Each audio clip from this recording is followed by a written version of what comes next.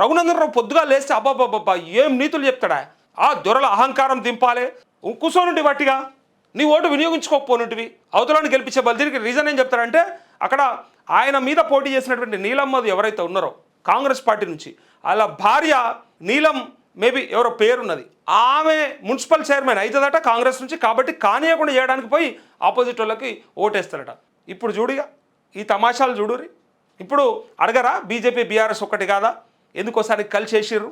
మరి ఆయనేమో కాంగ్రెస్ ఆయన ఎమ్మెల్యే, మళ్ళీ చేరలేదని చెప్తాడా స్పీకర్కి, ఇటు నుంచి అడి చెప్తాడా, అటు నుంచి ఇటు చెప్తాడా, చివరికి మీరిద్దరు కలిసి చేసింది ఏందయ్యా అంటే మీకు నచ్చిన వానికి గెలిపించుకున్నారు. ఏమనంటే నీలం మధుకు సంబంధించిన వ్యక్తి కానియకుండా చేయాలని నేను ఇట్లా ప్రయత్నం చేసిన. నీకు ఎన్నికల్లో నీకు ఆపోనెంట్గా కొట్లాడినటువంటి వ్యక్తి భార్య గెలవద్దని ఉంటే, మరి మొత్తానికి మొత్తం అసలు మీ పార్టీకే ఆపోనెంట్గా ఉన్నటువంటి కేసీఆర్ గెలిపించాలని నీకు ఎట్లా అనిపించిందా సిగ్గులేని రఘునందన్ రావు అని కింద కామెంట్స్ చేస్తారు.